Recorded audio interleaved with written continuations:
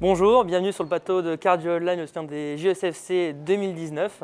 Je suis Guillaume Bonnet, je suis un des membres des jeunes cardiologues en formation. J'ai le plaisir aujourd'hui de recevoir Bernard Yang pour pouvoir aborder ensemble les valvulopathies dans la vraie vie, donc en pratique. Bonjour. Bonjour Guillaume. Pour commencer, on va aborder le sujet des valvulopathies au niveau épidémiologique, un petit peu l'état des lieux en Europe des valvulopathies.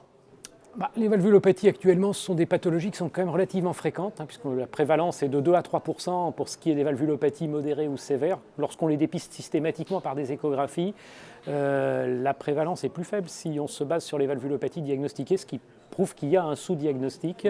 Elles ont comme particularité, puisque maintenant ce sont des valvulopathies dites dégénératives, d'être de plus en plus fréquentes au fur et à mesure que l'âge augmente. Et les valvulopathies maintenant en Europe, le plus souvent, ce sont des pathologies du sujet âgé. D'accord, donc du sujet âgé.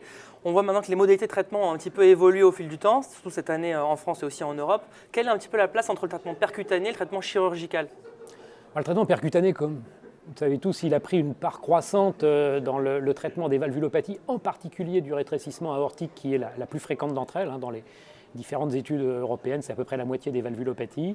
Il y en a de plus en plus et les patients sont de plus en plus âgés. Donc la place du TAVI est bien évidemment croissante puisque au départ, c'était réservé aux patients à haut risque ou contre-indiqués. Ça a été étendu aux patients à risque intermédiaire. Il y a des études en cours dont on aura bientôt les résultats chez des patients non sélectionnés à faible risque. Donc clairement, c'est une part croissante qui a l'avantage d'être codifiée dans les recommandations avec des bons niveaux de preuve puisque ça repose sur des études randomisées et bien faites. Et ça, c'est un peu quelque chose de nouveau dans les valvulopathies. On manquait d'études randomisées. Également des évaluations complémentaires dans des registres, en particulier des registres nationaux. Et les registres français ont été particulièrement distingués dans cette aventure du TAVI. Ah oui, le registre France TAVI. Qui voilà. Est beaucoup France 2 et France TAVI, absolument. Donc tous ces renseignements d'essais randomisés amènent de plus en plus la plaque percutanée.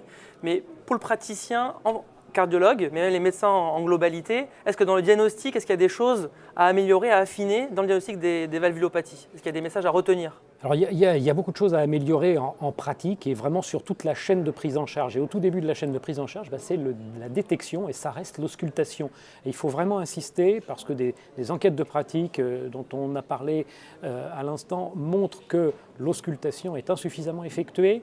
Donc il faut continuer à enseigner aux jeunes l'auscultation, il faut collaborer avec les médecins généralistes pour souligner l'importance de l'auscultation systématique, qui reste le seul moyen de dépister une valvulopathie à un stade précoce, au stade où les traitements sont les plus efficaces. Après, donc, il faut que les médecins généralistes réfèrent aux cardiologues les patients dès qu'ils entendent une auscultation anormale.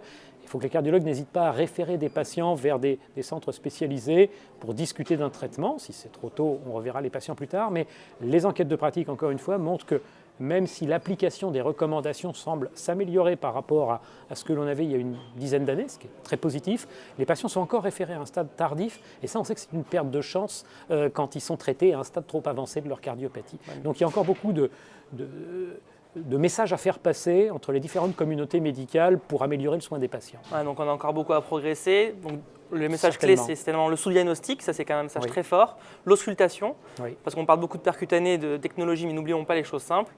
Et puis référer le plus tôt possible au centre de référence et travailler en bonne entente entre généralistes, cardiologues praticiens et puis les grands centres de référence. Merci beaucoup. Merci à vous.